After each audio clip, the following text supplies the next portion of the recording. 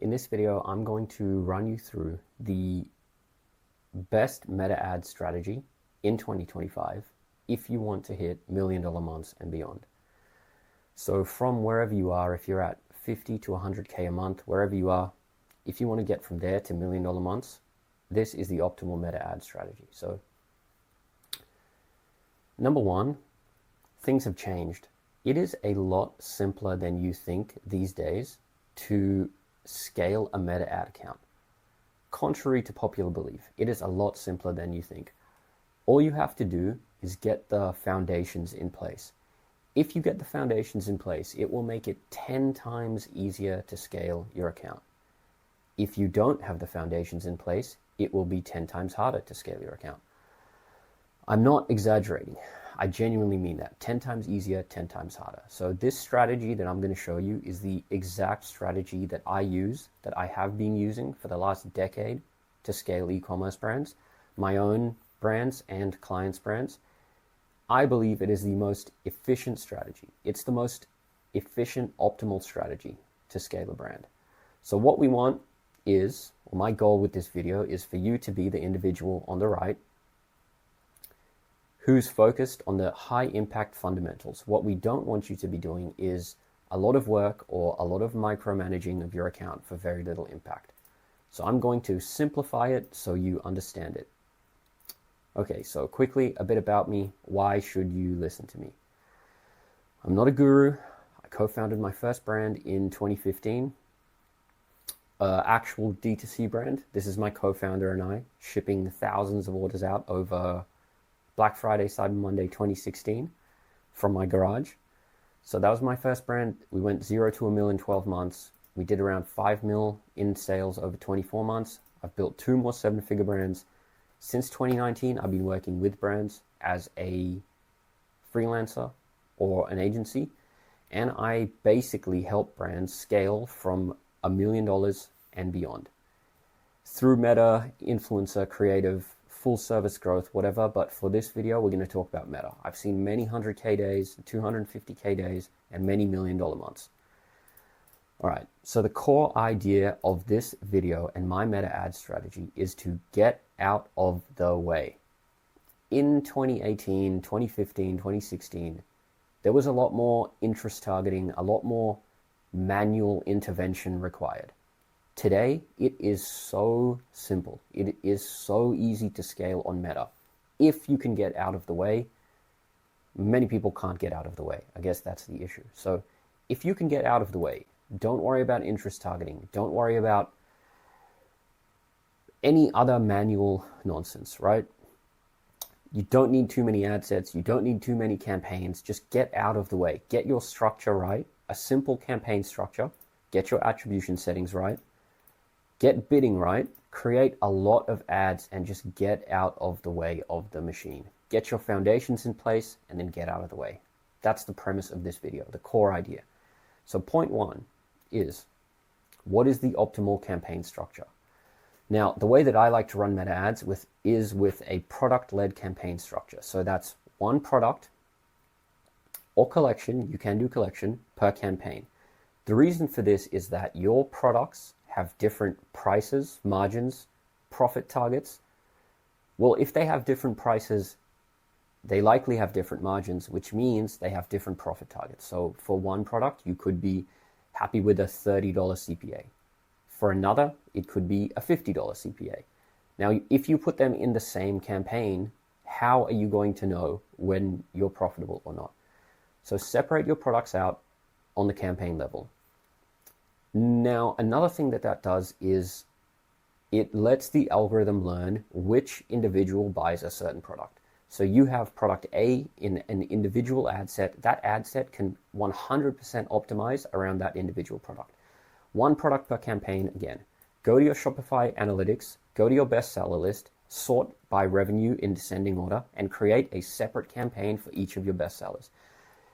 If you are below $10 million, I think you should be excluding all customers. If you're $1 million brand or a $5 million brand, you are not going to grow if you're running your ads to existing customers. So at this size, exclude all existing customers from your ads Now, ASC, CBO, I'll be honest, I haven't seen a massive difference in results. So it doesn't really matter which one you go with, in my opinion. Okay, get your campaign structure right. Point 2, what's the optimal attribution setting, right? So get your attribution setting right. Now, I've got this image of Kylie Jenner's horrendous Pepsi ad. I'm sure you all remember it for the wrong reasons. I'm showing you this image because I exclude view-through conversions from my meta ads, which means I'm choosing click-based attribution. I'm showing you this ad because when Pepsi ran this ad, if everyone in the world watched this ad and they bought a Pepsi the next day, this ad was not the reason that they bought a Pepsi, right? It was not the reason they went out and drank Pepsi the next day. They just saw the ad. Now, view-through conversions are basically the same thing. Someone sees your ad on Meta, and if you have one-day view activated, Meta will take credit for the conversion within 24 hours of someone seeing the ad. Sometimes that ad did contribute.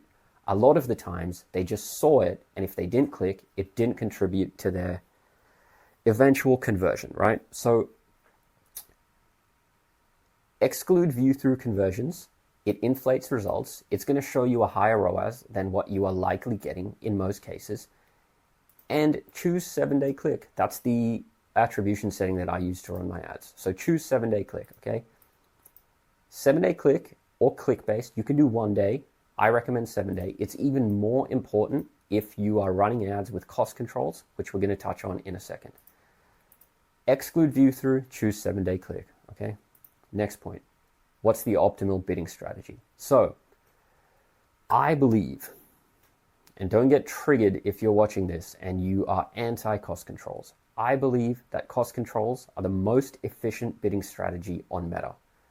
Now, you obviously have a CPA or ROAS target, right? We all do. For X product, I would like a $30 or less CPA or a 4X ROAS or less. With cost controls, you're just telling Meta, I have this profit target. If you can hit this target, CPA or ROAS, spend my budget. If you can't hit this target, don't spend my budget. To me, that makes complete sense. If I have a target and Meta can't hit it, I don't want them to spend my budget. I don't want my budget spent. I want it to be profitable. This way, you cap the downside. Now, if you're anti-cost controls, there are some scenarios where that is useful. I'm not anti 7-day click, 1-day view, lowest cost, etc. But in most cases, if you are anti-cost controls, you are setting money on fire. I don't understand why in most cases you would not use cost controls. So set cost controls, make sure they're the right cost controls. I'll share a cost control margin calculator in the free download section to help you set the right cost controls. Make sure they're the right cost controls, set them, and let Meta allocate your spend. On good days, X campaign will spend. On bad days, it might not spend. You need enough campaigns with enough creative in them. So on any given day, each of them, or all of them, are resulting in your desired ad spend. Okay. Optimal bidding strategy, cost controls, clear profit targets, let Meta allocate your spend and make sure it's profitable. The next point. Now, the first 3 points were the fundamentals. So you've got them in place. You have the right campaign structure, the right attribution setting, and you're running cost controls.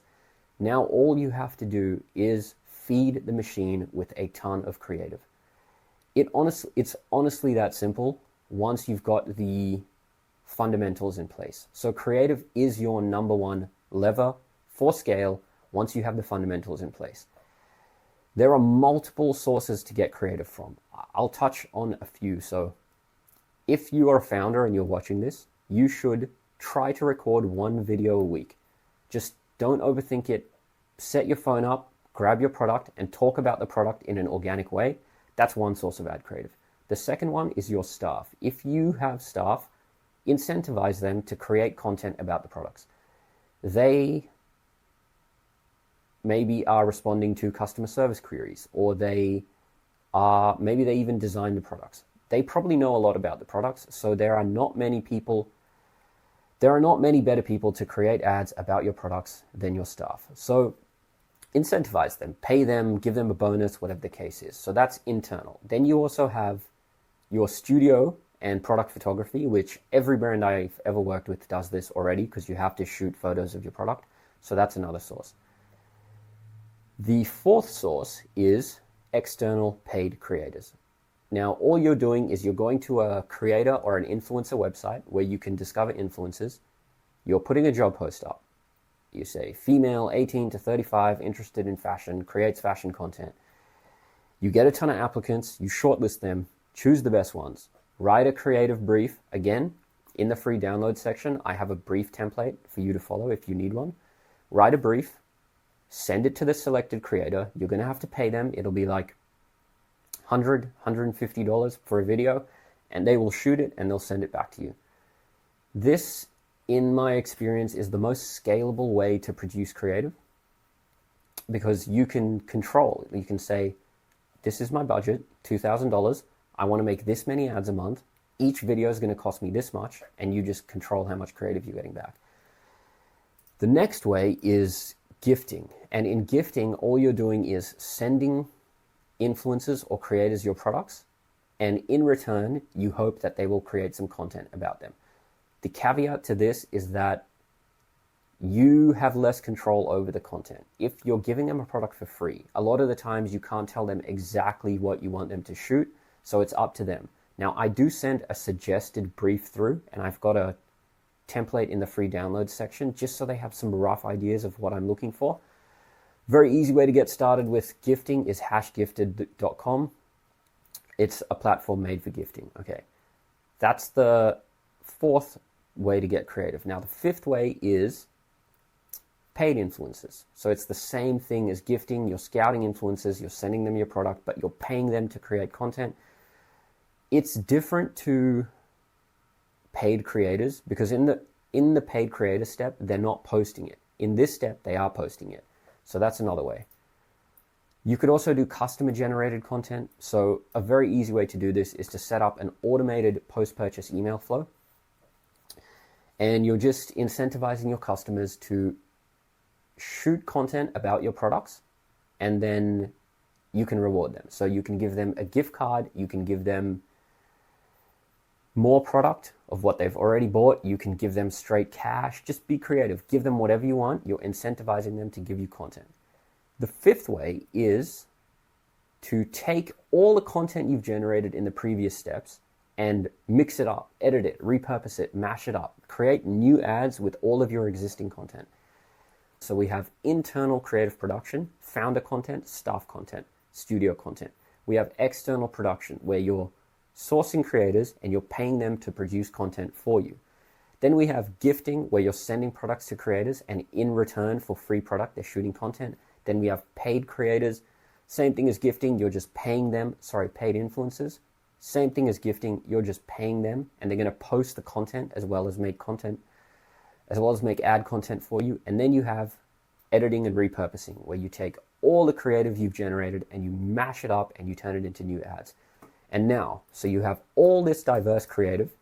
All you have to do is launch it on Meta with cost controls and let it rip.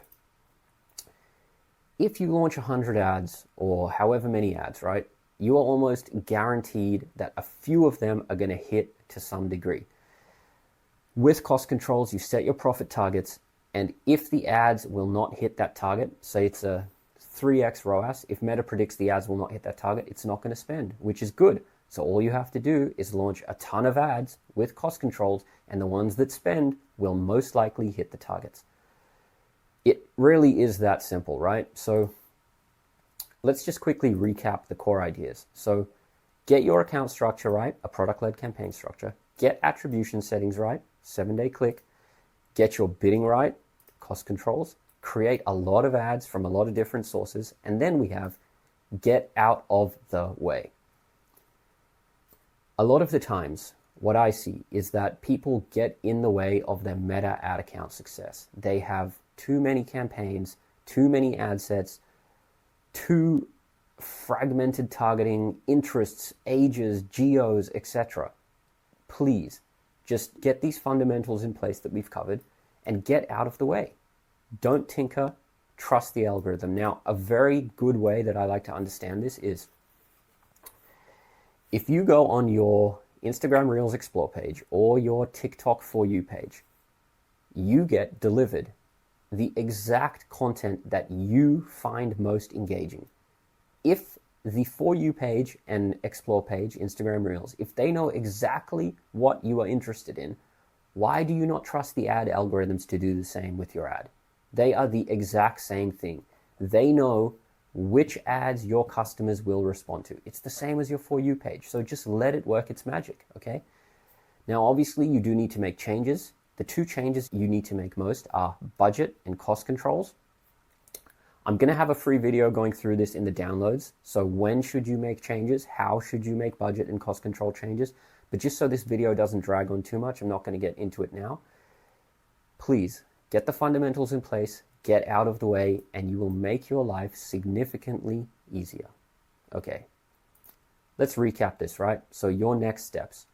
I really like this quote: success is nothing more than a few simple disciplines practiced every day. Get the fundamentals in place, the simple disciplines, and do them every single day. Get your structure right, get your attribution settings right, get bidding right, create a lot of ads, and get out of the way. And my whole shtick with all the content I make is that let's get you being the individual on the right, okay? Let's get the work that you do to be very high impact, the fundamentals, so you can get the 80-20, the 80% of the results by doing 20% of the work. Okay. Now, free downloads. So systems, processes, and templates. And I've put a little pack together with pretty much everything that I've covered in this video. So how to make cost control changes and budget changes, how to optimize your ads, how to calculate your margins and cost controls. And I've also got, it's basically a full pack of everything that you need to run my growth playbook on your brand. So it's ad creative, a brief template, how to scout creators, influencer marketing templates, and marketing calendar templates. This is everything that I use to scale brands. Now, all you need to do, depending on where you're watching this, if you're on YouTube, I'll put a link in the description. If you are watching it on another channel, there'll be a link somewhere, or click the link, wherever it is, you'll find it, and you can download all of these templates. Hope this video was helpful. Please focus on the fundamentals. Please make your life easier, and yeah, let's scale some brands.